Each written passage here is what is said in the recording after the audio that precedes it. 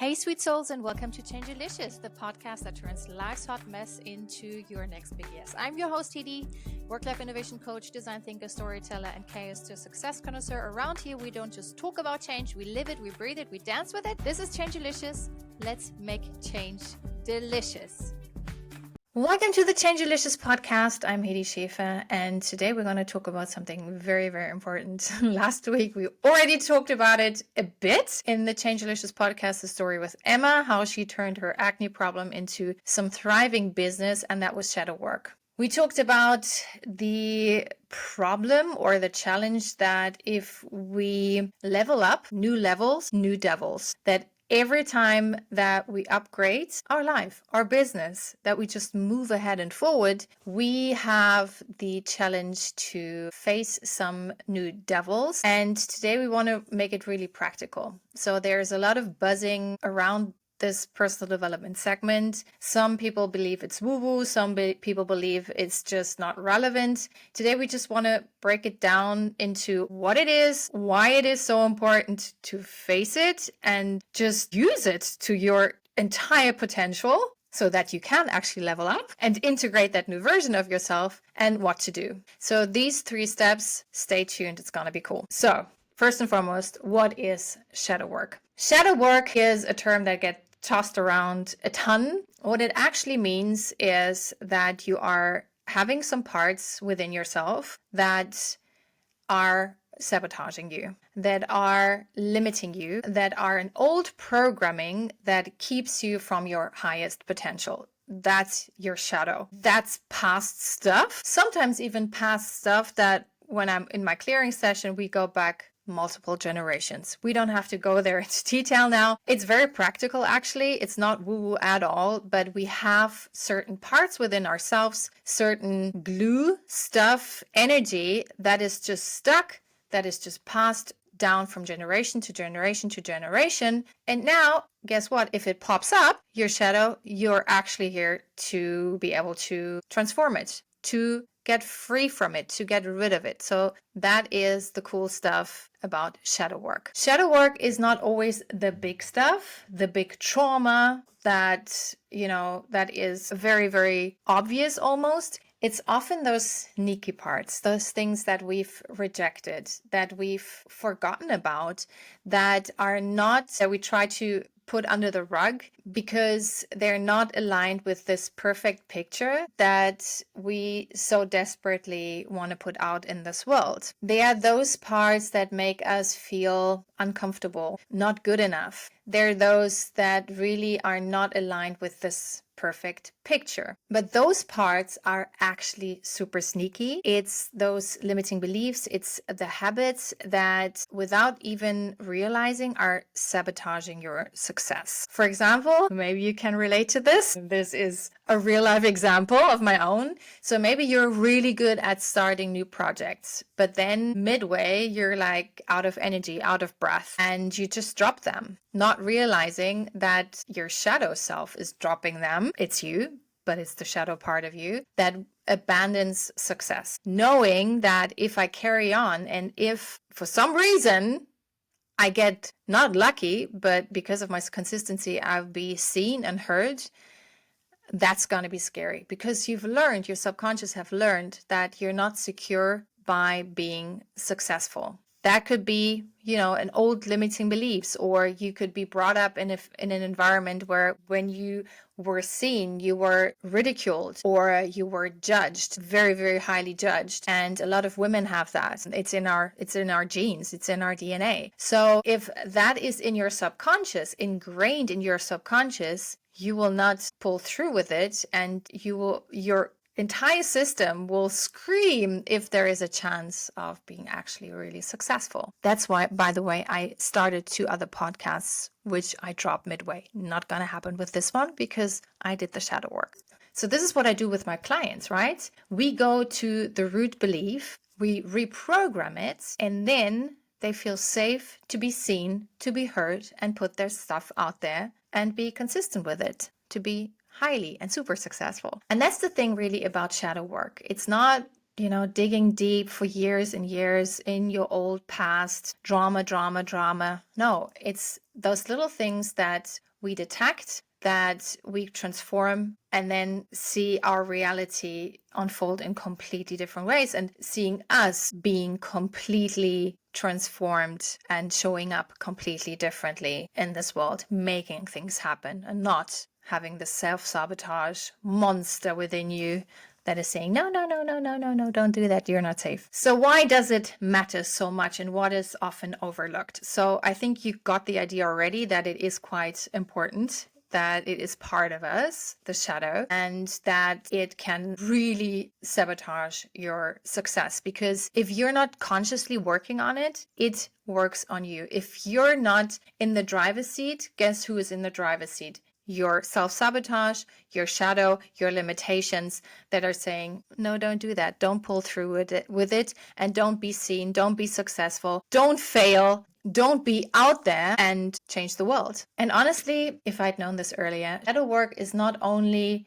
relevant for the times when you're really stuck, when you're really overwhelmed. It's actually for those high achievers like you, new work, new leadership people who are seeking more clarity, seeking more in this world. It's not just, getting out the gunk, but gaining more, just tossing away the hurdles that are in front of you so you can fly eventually. Because we don't have to carry our stuff all the time and be confronted with our inner demons. We can also have easy success and flying success and fulfilling success all the time. And the truth is that nobody really talks about, and I've studied this for years until I finally had the chance to work with high achievers and becoming a high achiever myself. I'm not saying high performer, because we can all perform, but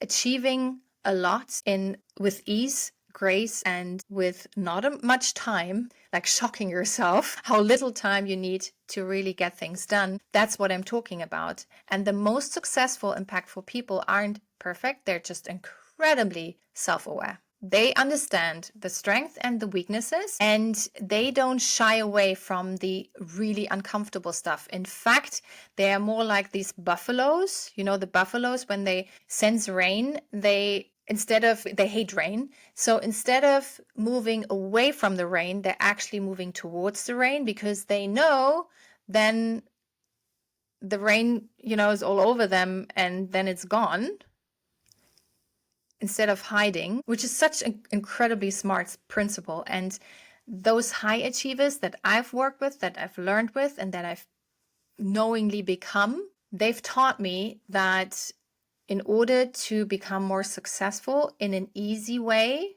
in a fast way, is to actually face it, get it out, get it over with, and get going. Now that we know that shadow work is extremely important and what it truly is, we want to know how to start really working with the shadow. And I'm not really a fan of this whole, dance with the shadow, because that means, okay, for me, always meant that's an ongoing struggle. I'd rather use the term look at the shadow, like, looking the beast under the bed, looking at the monster under your bed, really looking it into the eye, and then it transmutes. When you do that, when it's night and you look the shadow under the bed into the eyes, the monster under the bed into the eyes, you realize, okay, this wasn't at all so bad. That's just, a cushion, or my daughter's teddy bear. When you want to do shadow work, don't be so caught up in, this is all part of me. Yes, it's all part of you, but hey, you can also let it go, right? Yes, embrace it. Yes, love it, but then also let it go, because if it's not serving you, it's not serving you. Okay? How do we do this without overwhelm? Here are 3 simple activations that I want to share with you today. So no matter how busy you are, you can actually do them and see the results almost immediately. Let me know in the comments which one you're choosing and then what the results are. So the first one is the most incredible, powerful way of finding out your shadow, because most of it is unconscious, 95% is unconscious, is looking at your triggers and how you can sort of put that into action on a daily basis is creating a trigger journal. The trigger journal has helped me a lot to really fall in love with my triggers, basically, and to see them as gold. We're often scared of triggers. We want to push them down. Again, they don't fit into the perfect picture. So we learn to shove it under the rug. Whereas triggers, they show you what's inside and what wants to be, in my opinion, transformed right now. That's why it shows you, right? So whether you are triggered by someone's comment or an email or an entire situation or a smell, it doesn't matter what it is, write it down. What's the shadow speaking to you right now? Write it down. Is it fear of failure? Is it fear of success? Is it the emotion that, no, I'm not good enough? Write that down and trace back what the belief is. So as I said, is it I'm not good enough? I'm scared to fail because then I will be judged negatively. I'm incredibly scared to be successful because then I'm actually seen and again, I will be judged and maybe ridiculed. So what does it say about your inner beliefs and the fears that are no longer serving you? You don't need to go deeper than that. Truthfully, if you are training yourself to become more self-aware, you already ahead of the tribe, like most of the people.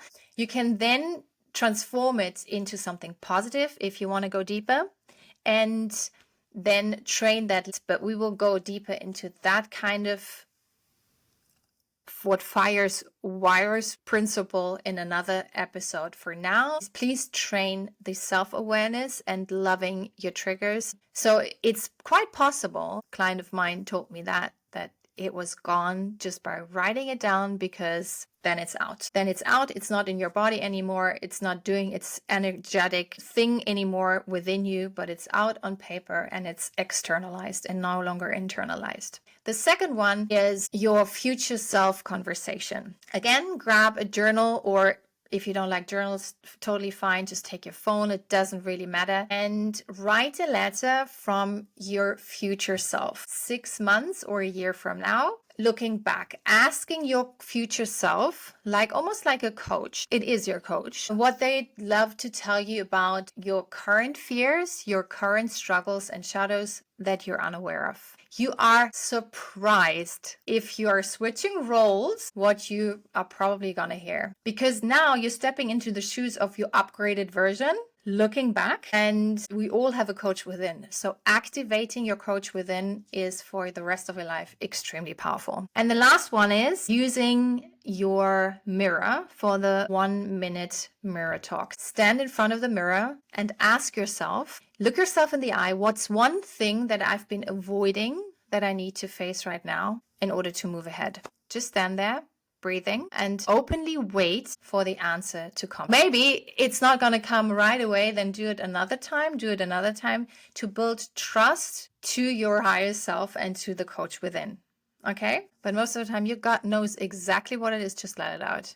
Listen to yourself. You are more powerful than you think. And this simple exercise, you don't need anything. Just yourself, just the mirror, and 60 seconds. You can also time yourself, put the alarm to 60 seconds, stand, breathe, ask, and receive. So there you have it. Shadow work demystified, and with some practical tools to get going. You don't really have to wait until you're ready. You're always ready, and you're always ready for the next level up. Just start where you are. Watch how your awareness also shifts, how your receptors will sharpen, and see your success unfold more and more. Remember, the most impactful change, and I wholeheartedly believe that, happens not when you add more to your life. On the contrary, it's when you uncover the gold that's already within you, and that's already there, and that's waiting to be integrated and to be used properly. Thanks for tuning in. Until next time, stay bold, stay brave, and keep showing up as your most authentic, high-achieving self. You've got this. That's a wrap on another Changelicious episode where transformation never tasted so good. If your soul's feeling fed, don't forget to follow, leave a love note, aka review, and share the goodness with somebody really ready to flip the script. For more juicy insights and sweet inspiration, follow me, Hedi Schäfer, and let's keep stirring up change that sticks. Until next time, stay real, stay bold, and keep it changelicious.